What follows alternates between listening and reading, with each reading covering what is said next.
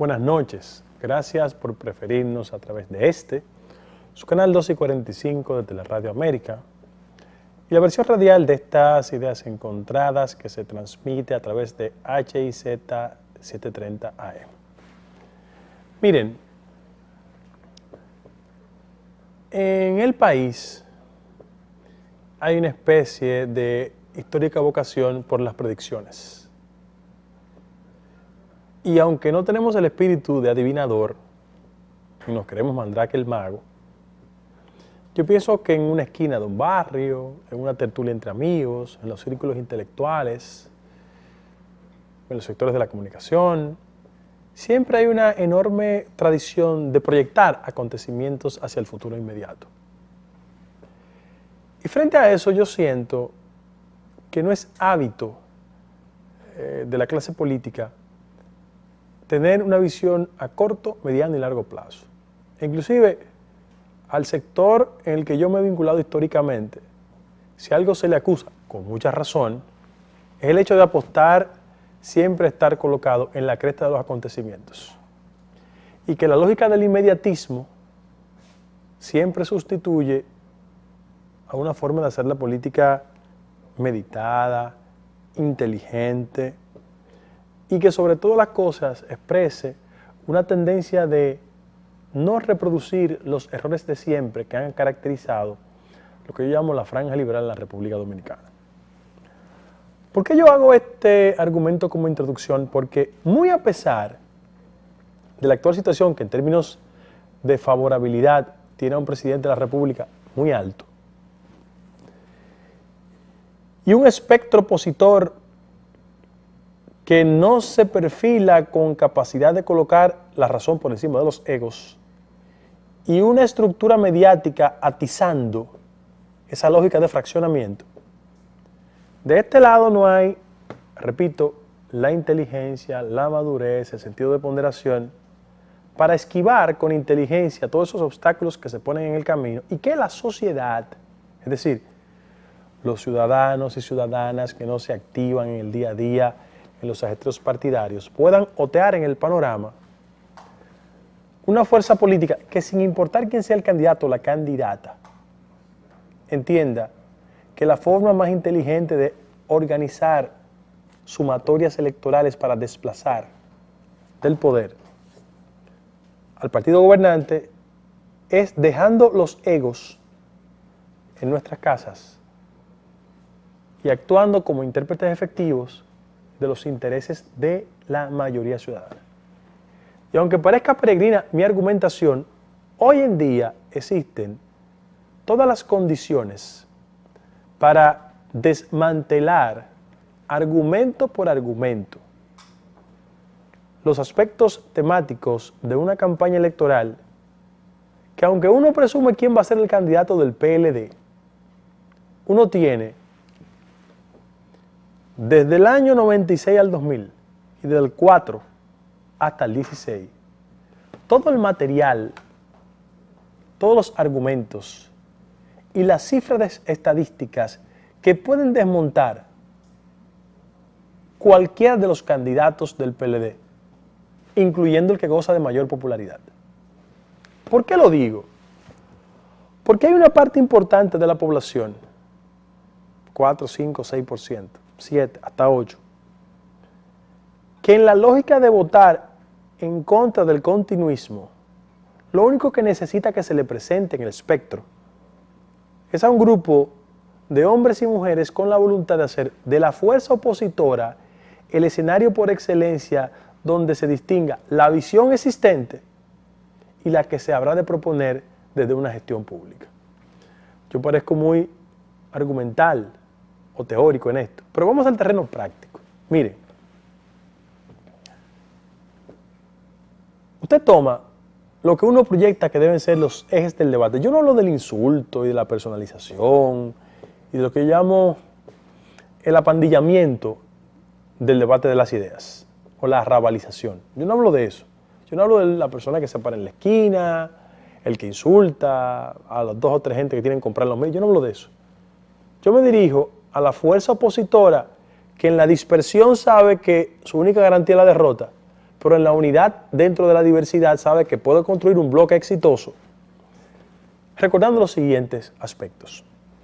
Tome uno por uno lo que uno proyecta que deben ser los ejes temáticos. Desempleo, salario, inseguridad, salud, endeudamiento. Usted dice, bueno, vamos punto por punto a decirle al ciudadano, al de a pie, al que vive en los sectores populares, al que vive en la marginalidad social porque se desplazó de los campos, es decir, del ámbito rural, y vino con la ilusión creyéndose que los centros urbanos eran una especie de trampolín para su ascenso social, a los intelectuales, a los profesionales, a la clase media, a los sectores oligárquicos del país. Usted comienza a desmantelar punto por punto. Usted dice, bueno, desempleo. Recomiendo un trabajo del doctor Jeffrey Lizardo al respecto, publicado recientemente. Miren, el principal motor del desarrollo de una economía es la generación de empleo. Y aquí tenemos un fenómeno sumamente interesante, arrítmico, para citar al profesor von Bosch, donde nuestra economía crece, pero con un nivel de desigualdad, donde la mayoría de los ciudadanos y ciudadanas están hoy más pobres que hace 10 años. Pero hay cifras que revelan que la economía dominicana ha crecido. Cojo el desempleo. No puede haber desarrollo sin empleo. Y usted dice, bueno, vamos a los aspectos esenciales del desempleo. Mire, en la República Dominicana de hoy en día, la tasa de desempleo no la proyecta Guido Gómez Mazara. En las cifras oficiales respecto a los objetivos del milenio, se presumía que en el año 2015 la República Dominicana iba a tocar dos temas esenciales para cumplir con esas metas. La primera, reducir la extrema pobreza. Nosotros debíamos presentar como objetivo del milenio que hacia el año que viene la extrema pobreza iba a descender a 3 puntos. La tenemos en 5.4 con proyección a 8. Es decir, en vez de decrecer se va a incrementar. Y lo doy como cifra estadística.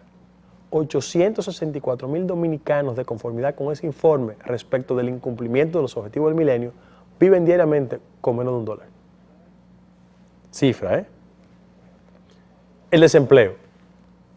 En los sectores que más impacta el tema del desempleo son mujeres y juventud. Mira, en las mujeres entre 15 y 24 años, que tienen como techo de edad 24 años, 47% de desocupación. Y en los hombres que tienen como techo de edad 24 años, llega a 24%. Pero oigan esto, la tasa ocupacional, es decir, la gente que tiene oportunidad de empleo, 28% de esos son los más pobres del país.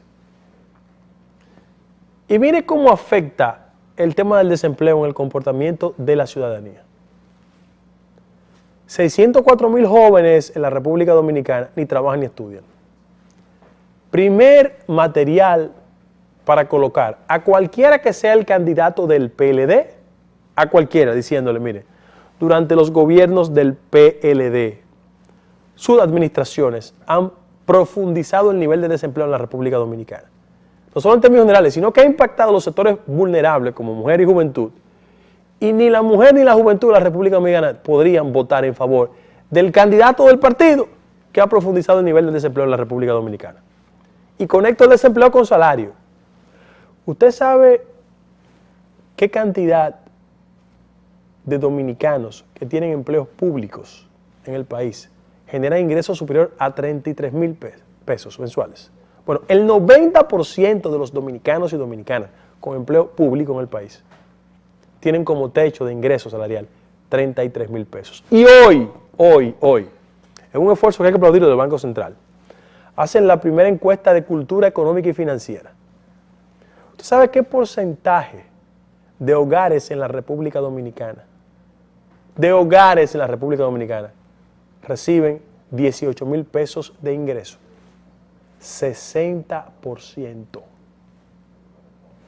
Y de ese 60% de ciudadanos y ciudadanas que le preguntaban, hablo de cifras oficiales, no de invento de Guido Gómez Mazara o de la oposición.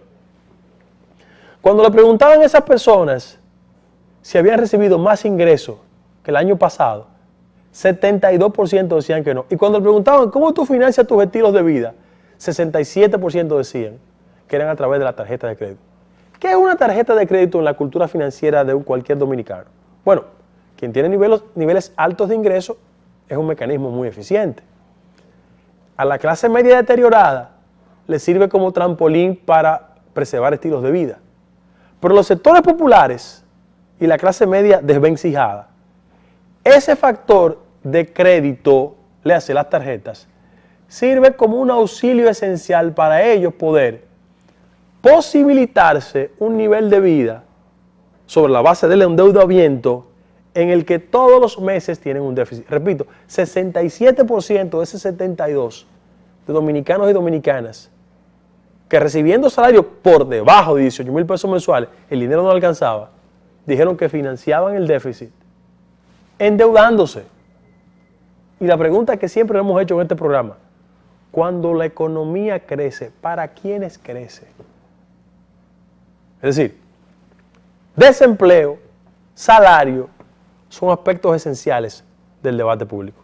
Y cuando usted monta la competencia electoral en la República Dominicana proyectada hacia el año 2016, sobre cifras estadísticas, reitero, no es el insulto, no es el irrespeto, no es la desconsideración.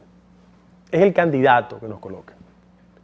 Y si el candidato del PLD es el que yo presumo que habrá de ser, cuando usted le suma desempleo, salario, que será el talón de Aquiles del PLD como partido, pero de cualquiera de los candidatos, reitero, cuando usted le suma el tema del endeudamiento, usted tiene el siguiente cuadro, que si es el candidato que uno presume que habrá de ser el candidato del PLD, uno combina salario, desempleo y coloca el endeudamiento. Miren lo que pasa en la República Dominicana. El gobierno del PLD llegó en el 2004, ¿no? Bien. ¿Cuál fue el argumento que se utilizó en el 2004? Vuelve la confianza, vuelve la estabilidad, porque el país venía de una crisis sistémica del sector bancario en la República Dominicana, un hoyo de 55,000 millones de pesos. Eso disparó el tipo de cambio y había una ola comunicacional, y por qué no decirlo, un nivel de empobrecimiento significativo de muchos sectores que entendían que votando en favor del PLD y de Leonel Fernández volvía la confianza. Fue el argumento que usaron. ¿Cuál fue la estrategia que se utilizó para el regreso de la confianza? Una estrategia que a mediano plazo fue efectiva, pero hacia el largo plazo no solo es comprometedor, sino traumático para la economía dominicana y para una reducción sustancial del nivel de vida de la mayoría de los ciudadanos y ciudadanas de este país. Miren por qué. Hacia el año 2007, es decir, 3 años después de haber llegado la confianza y el progreso, el presidente Fernández en ese momento, su gestión, el endeudamiento alcanzaba el 35% del PIB. ¿Por qué? Porque ellos desde el 2004 asumieron como una estrategia económica que en su momento fue inteligente, de construir la estabilidad y el crecimiento de la economía sobre la base del endeudamiento. Es un modelo económico. Ellos dijeron, vamos a profundizar el endeudamiento en la República Dominicana y vamos a crear las condiciones para que el ciudadano que votó por nosotros entienda que la confianza ha vuelto. Y volvió entre comillas. ¿Volvió cómo? Con estabilidad cambiaria y estabilidad en algunos elementos que caracterizan el comportamiento de la macroeconomía, no la macroeconomía en términos generales. Y la gente decía, no, frente al trauma de la crisis del 2003, donde el tipo de cambio se disparó a 50%, la confianza ha vuelto y se mantuvo en 42%. Solo recuerdo lo siguiente. Hacia el 16 de agosto del 2004, el tipo de cambio era de 47.50. Hoy, el presupuesto nacional de este gobierno pasó cuantificado a 44.5. Oigan, ¿qué significa eso? Que frente a los estándares internacionales, por eso la misión del fondo viene y dice, pónganle rojo al tema del endeudamiento. ¿Por qué? Porque no solo el gobierno está comprometiendo a las futuras administraciones, sino que está hipotecando la calidad del gasto y una mejoría sustancial en el nivel de vida de la gente. En la economía emergente, o sea, los países del sudeste asiático que crecieron, cuando el 25% del PIB caracteriza la política de endeudamiento, eso es una alerta roja. En economías como las nuestras, cuando llega al 40%, las posibilidades porcentuales de que la economía en una crisis lleguen a 5%. Pero cuando pasa de 40%, que en el caso de la República Dominicana vamos al 50%, el porcentaje de que la economía dominicana entre en una fase de crisis se dispara entre el 15 y el 20%, del 5%. Y cuando usted llega y hace una lectura inteligente del proceso de ejecución presupuestaria, hace una lectura rápida, y de las políticas de endeudamiento, usted se dará cuenta que en términos del presupuesto usted toma pago de la deuda, 1, recapitalización del Banco Central, 2, y el sector eléctrico. Usted está cargando el presupuesto de la República Dominicana en tanta medida que nosotros tendremos políticas públicas que en definitiva lo que hacen es administrar escasez para resolver múltiples demandas de carácter social. Por eso usted ve el siguiente cuadro: un presidente popular, que es popular, un crecimiento de la economía en sectores que no impactan en la reducción del desempleo, y un cuerpo de demandas sociales en todo el país que resultan inexplicables a la luz del crecimiento y a la luz de la popularidad del presidente. Porque el crecimiento, que es una bandera esencial que utiliza toda la administración, de 7%. Bueno, la región va a crecer en 3.5%. Y la República Dominicana duplica ese crecimiento. Y la pregunta que uno hace es, cuando los chilenos crecen, el típico ciudadano chileno que crece en 3.5% y el típico ciudadano dominicano que crece en un 7%, ¿el estándar de vida del dominicano es superior al chileno? No. Porque los elementos que caracterizan el crecimiento de la economía en Chile se traducen en un efecto derrame, de que todos los sectores crecen y eso impacta favorablemente a todos los miembros de la pirámide social. En el caso de la República Dominicana, cuando la economía crece, crecen sectores que no reducen el nivel de desempleo y no generan una satisfacción en todos los sectores de la llamada pirámide social dominicana. Porque, ¿cuáles son los sectores que han crecido en el país este año? Remesas. ¿Eso impacta en la generación de empleo? No. 2, telecomunicaciones, ¿impacta? No tanto. 3, turismo, no tanto. Y 4, la minería.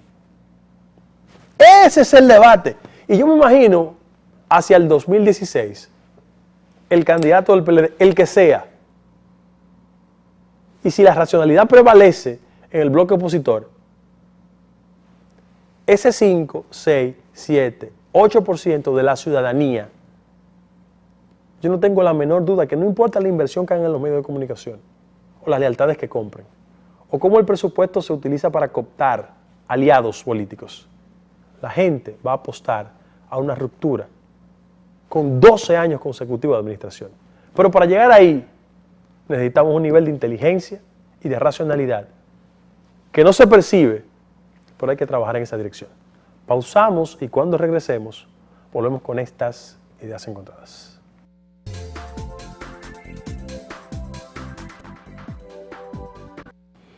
Mire, en el bloque anterior mis argumentos terminaron diciendo que el gran obstáculo que tiene la construcción de una fuerza opositora, que debe ser diversa, amplia, consiste en que la tradición liberal en el país siempre ha hecho demasiado énfasis en los aspectos de carácter personal. Los egos han podido más que la razón.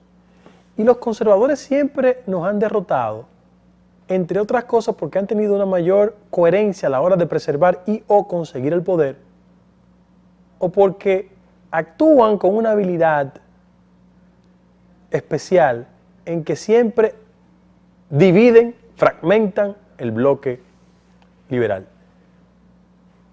Los antitrujillistas, y yo tengo mucho respeto por la gente que hizo carrera en el antitrujillismo con responsabilidad, aunque combatieron a la tiranía con muchísimos riesgos, el origen de ese proceso tuvo que ver mucho con la incapacidad de sectores democráticos y liberales en la República Dominicana, que su odio contra Horacio Vázquez, porque efectivamente Vázquez rompió con una aspiración fundamental de la franja liberal de ese momento, porque se extendió en el periodo presidencial 28 al 30, hizo una interpretación antojadiza de la Constitución, pero sectores fundamentales que colaboraron en principio con Trujillo, algunos cayeron de nuevo y otros, como Ángel Morales, se mantuvieron distantes. Pero esos liberales apostaron a la mano dura, al hombre fuerte, porque su ira hacia don Horacio los condujo a coincidir con quien iba a martirizar a la ciudadanía por 31 años. Ese círculo íntimo de Trujillo, mire, los tolentinos eran gente de tradición liberal. Muchos habían colaborado inclusive con don Horacio Vázquez. Roberto Despradel, que es una figura esencial para entender el trujillismo. Rafael Vidal Torres. Bueno, Vidal Torres conoció a Trujillo en otras circunstancias. Pero una parte importante de esa tradición liberal, que originalmente era de don Horacio, entendió que con la combinación de Trujillo y Rafael Estrella Ureña se le daba un ambiente liberal al país. Apostaron en guardia. Hicieron un cálculo equivocado, dijeron en su interior, bueno, Estrella Ureña, que es la figura de prestigio, a ese lo validamos. Y le dan una patada después al guardia. Bueno, calcularon mal y el guardia se quedó. Ya en el 32, Estrella Ureña había salido del país por confrontaciones con Trujillo. Y esas fuerzas prefirieron a Trujillo y a no don Federico Velázquez. Miren las cosas de la vida. Y por 31 años, los liberales estuvieron, en su mayoría, arrodillados porque entraron en una fase de contubernio y, por qué no decirlo, de complicidad intelectual con la tiranía. Repito, excepciones. Piriato, Fiallo, Américo, Lugo. Gente muy importante que resistió, Ángel Morales y otros que tuvieron algún nivel de colaboración, pero terminaron asesinados. En el caso de Galíndez, por ejemplo, Andrés Requena, autor de Cementerios, incluso decir, los intelectuales los perseguía Trujillo y lo mataba, pero otros tuvieron aquí un nivel de resistencia decorosa. Entre el 30 y el 61, el país vivió en una nublazón autoritaria, pero cuando se ajusticia al tirano, las primeras elecciones, se vuelve a reproducir una falsa interpretación de la franja liberal. Y ustedes saben, mucha gente lo recuerda, que ese sector que provoca la victoria electoral de Bosch en el 62, no necesariamente era una fuerza liberal. Era el sector trujillista que sentía el nivel de hostilidad de los cívicos y dijo, y hay pruebas de eso, y dijo, vamos a votar por don Juan para impedir que el odio de esa élite cívica antitrujillista venga y se apoltrone en el Palacio Nacional.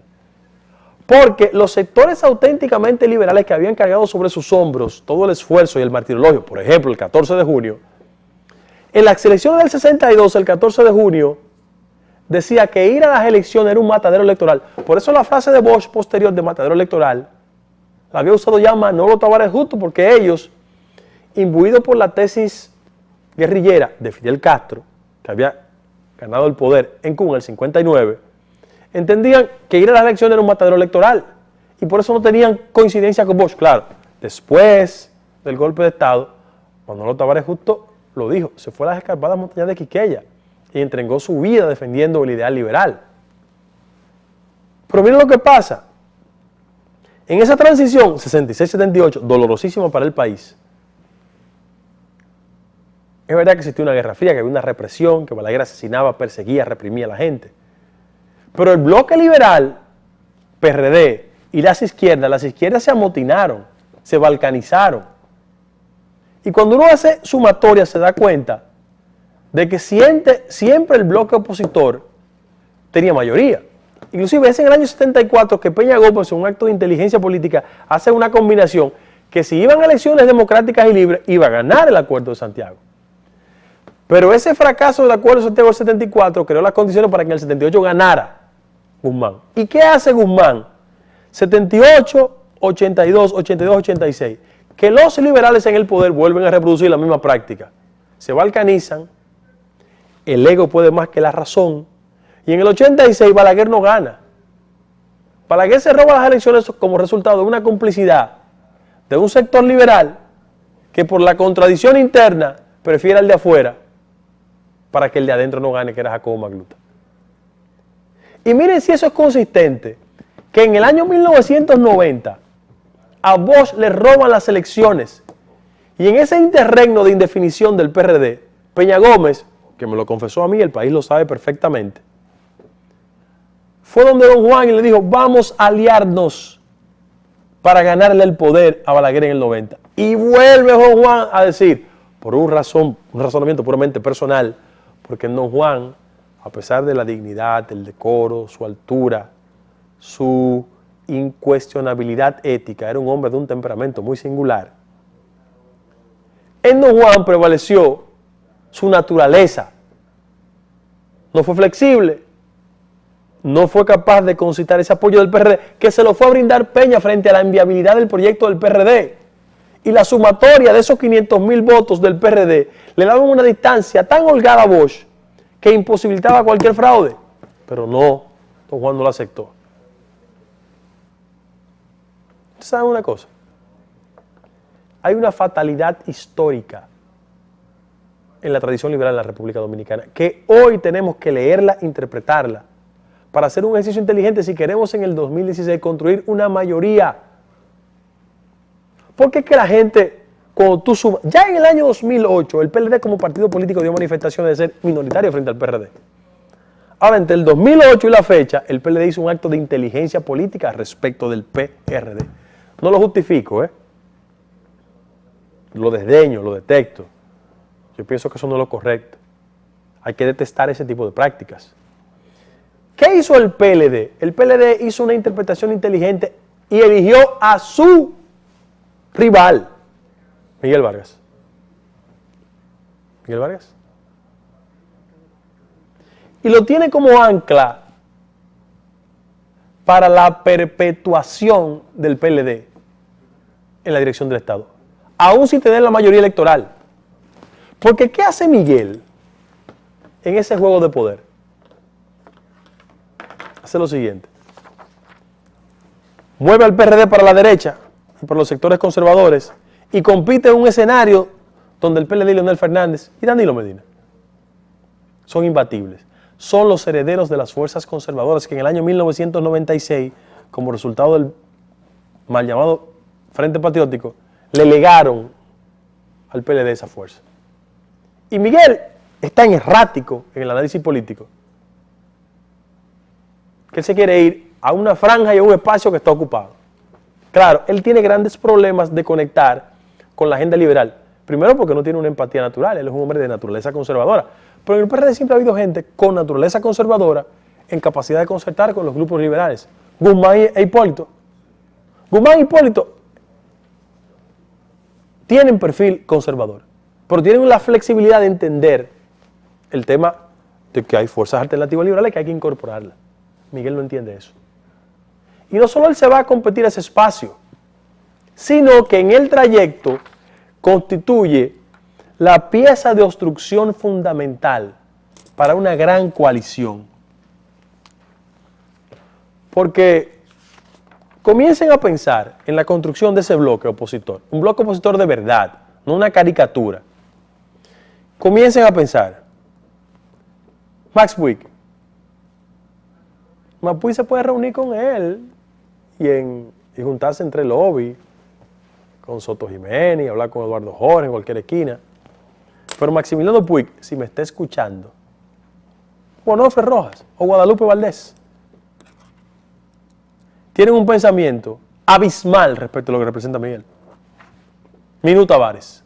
Porque hay mucha gente en el miguelismo que hace una interpretación, porque ellos creen que lo pueden retorcer todo, una interpretación muy caricaturesca y manipuladora. Fulano está con nosotros, se tiran una foto y comienzan a decir que están con ellos. Pongan a Minú al lado de Miguel. Distancias abismales.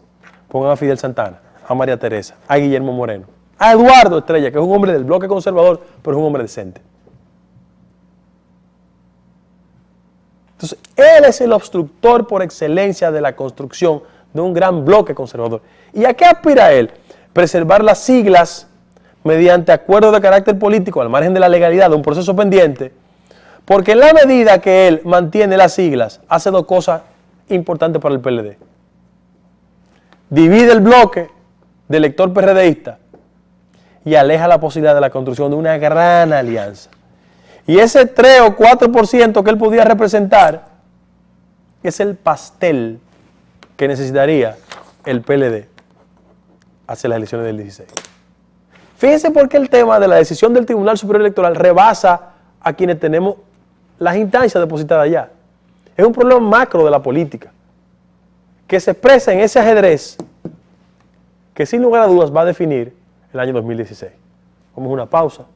Cuando regresemos, volvemos con estas ideas encontradas.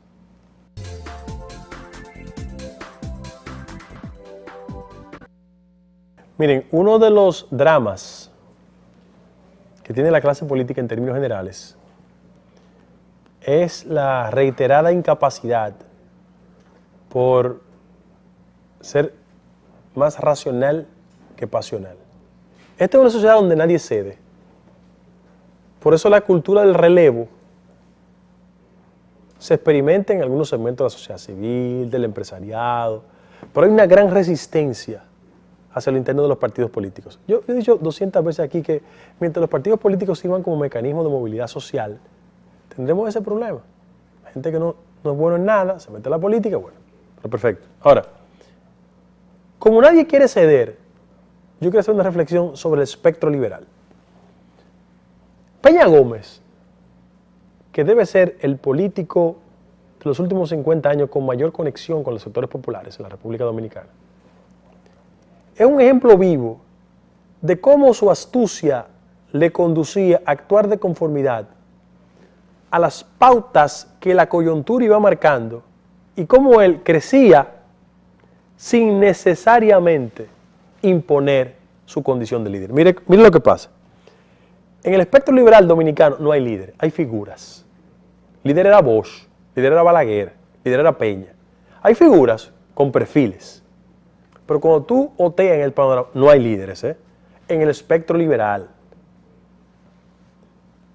¿Por qué Peña era grande? Peña en el 74 ya había transcurrido del 65 al 74. Y era un hombre que en el año 65, muy joven, se había colocado en la cresta del reconocimiento nacional.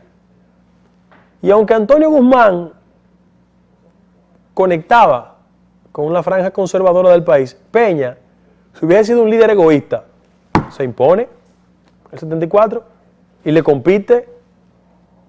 No, don Antonio, y déjeme ser arquitecto de esta infraestructura electoral. Wessing en el exilio, vicepresidente. Y fue capaz de orquestar eso. Un líder con grandeza que interpretaba la coyuntura, cedía. 78, Peña jugó un rol importantísimo. Y miren, desde el año 65, ya Peña era una figura importante de la vida nacional. ¿Usted sabe cuándo fue la primera vez que injustamente, pero porque entendía la dinámica de la sociedad y asumía el nivel de crispación que podía generar una candidatura del presidencial, Peña tuvo que esperar del 65 al 82 para presentar oficialmente una candidatura? Oigan, del 65 al 75, del 70 al 82, 12.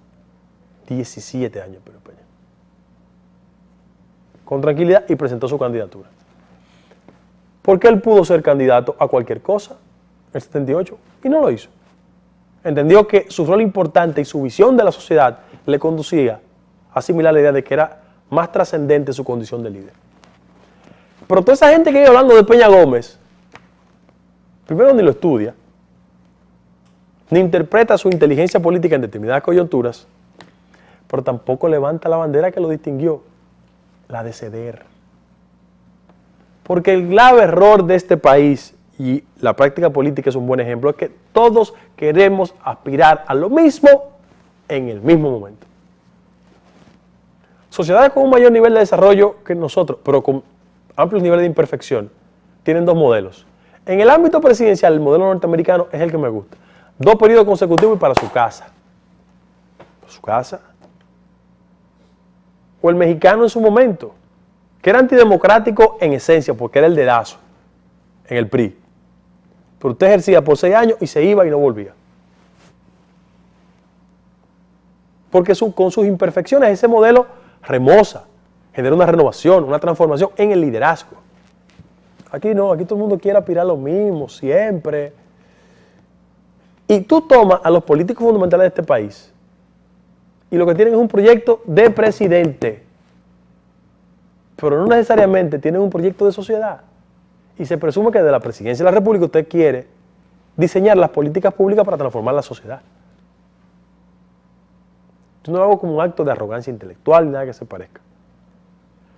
Pero el país que va a decidir las elecciones en el 2016, independientemente de que impugne a candidatos o que se construyan bloques en contra o en favor, también demanda de políticos que le digan en qué se habrán de diferenciar en aspectos de salud, de educación, de calidad en el gasto, de inversión. Y yo sé que mucha gente que me mira dice, bueno, este es un acto de intelectualidad o de filosófico del estúpido de Guido. Lo acepto. Pero yo tengo contacto todos los días con múltiples personas de todos los extractos sociales, de todos los niveles. Y la gente sabe que la sociedad y la madurez del ejercicio ciudadano ha ido imponiendo en el mundo un cambio de conducta en la clase política. Y ese es el espejo en que tenemos que vernos. Miren, señores, hoy, en México, al margen de ese desastre de Iguala, de 43 jóvenes desaparecidos, estudiantes de magisterio, una locura. La primera dama, una actriz ultra conocida,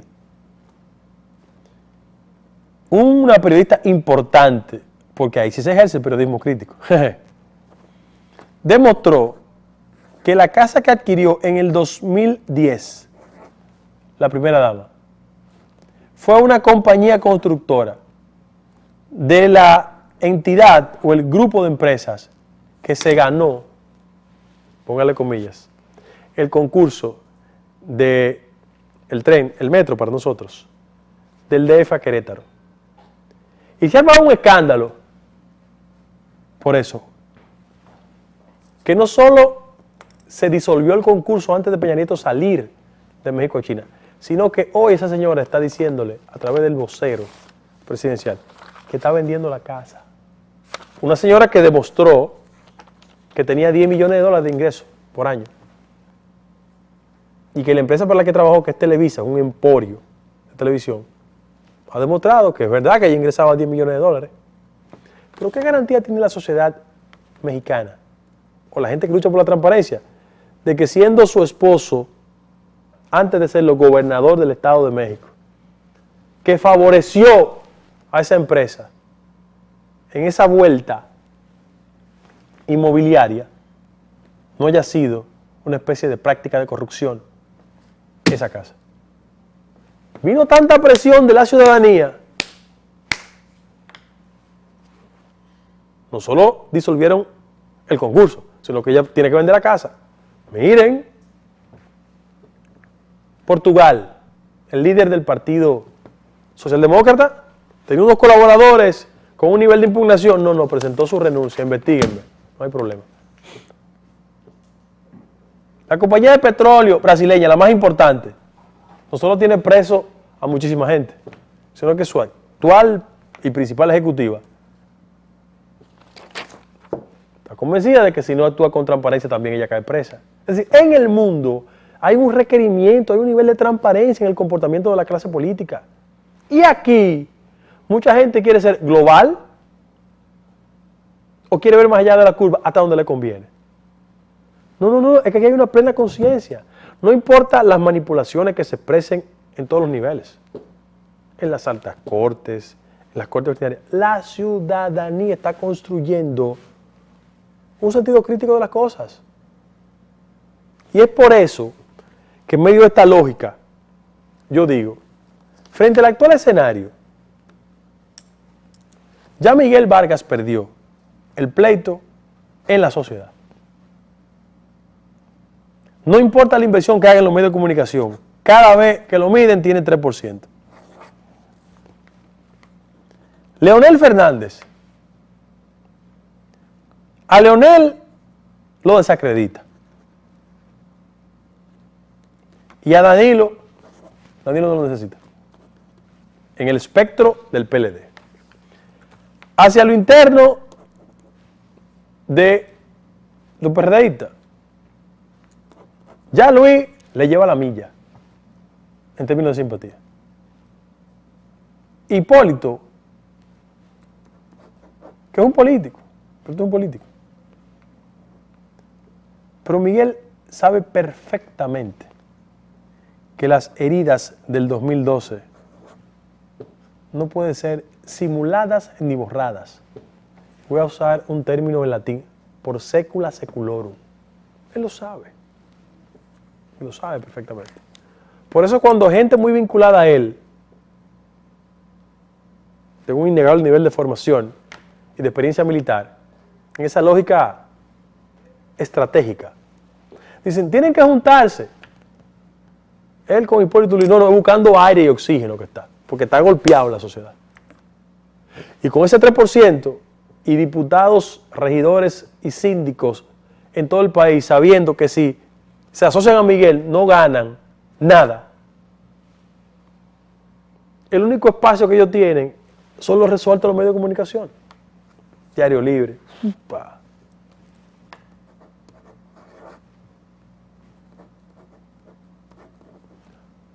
Pregunten por qué en el escenario de la Federación de Municipios hubo un conflicto de sillazos. ¿Y quiénes fueron los sectores? Busquen por qué Pedro Richardson, que llegó al PRD pero es reformista, en esa maniobra de preservar espacio para distribuirse canonjía, porque piensan así, está consciente de quién le está conspirando internamente, porque son cuoticas y lo que viven es procurando migajitas para beneficios personales y familiares. ¿Por qué la asamblea se suspendió? Repito, hubo sillazos. Hay un síndico de Ocoa, un atolondrado, ese muchacho. Bueno, él viene del Partido Reformista también, haciendo líos ahí. Pregunten por qué. ¿Por qué? Eso no tiene cobertura de prensa. Pregunten por qué. Ahora, si un lío con esa característica le pasa a cualquiera que no sea Miguel, estarían los medios, mira, ¡ay, si es a mí! Si yo le paso por el lado a una gente, en un tropezón, lo empujo, me lo publica. Sobre todo a Abel Guzmán Ten o Yanesia Espinal. Porque yo sé las redes que están conectadas. Pero tranquilo, que la ciudadanía ve las cosas. Pregunten, ¿ustedes se recuerdan lo extraño que resultó Fausto Ruiz, ex síndico de La Vega, que siempre tiene unas salidas muy singulares para justificar cosas? ¿Por qué se tiene una foto en la campaña con Miguel Vargas? Ustedes ven que nada está oculto bajo el sol. Es que él es parte de una jugada para desplazar a Pedro Richardson y pagarle o retribuirle su vinculación a Miguel, porque lo quieren meter en Fedomo. Porque es que hay gente que no sabe vivir sin una entrada, sin un cheque del sector público. Y por eso hacen de la política un escenario de todas las clases de combinaciones truculentas, indecentes, indecorosas. Ustedes ven, Eclesiastés, todo tiene su tiempo bajo el sol. Eso es producto de esa maniobra que le dice a uno, no, yo estoy contigo, pero por debajo y con llamaditas quiere hacer otra cosa. Señores, nadie crece en medio de la indecencia. Repito, por eso cada vez que lo miden es 3% que tiene. Esa es una realidad monda y lironda, que no es el resultado de nadie en particular, sino el convencimiento de la ciudadanía de que hay gente que no tiene una actitud de empatía ni es capaz de decodificar las aspiraciones de la ciudadanía respecto a lo que debe ser un político. Es que si el mundo ha cambiado, es que los requerimientos respecto a los políticos han cambiado. Pero olvídense de la política. Es que un médico de hoy debe tener algún nivel de destrezas especiales. Un ingeniero no solo puede creerse que por se gradúa en la universidad ya. No. Es que así como la sociedad requiere demanda, la clase política tiene que comportarse con un nivel. Afortunadamente, el tiempo es el mejor aliado de la verdad. Y yo sigo esperando el Tribunal Superior Electoral. Yo sé todas las maniobras que están haciendo, las sé perfectamente. No hay problema. Sigo esperando la sentencia del Tribunal Superior Electoral. Porque no hay plazo que no se cumpla, ni deuda que no se pague. Gracias por su sintonía. Seguimos mañana en estas Ideas Encontradas.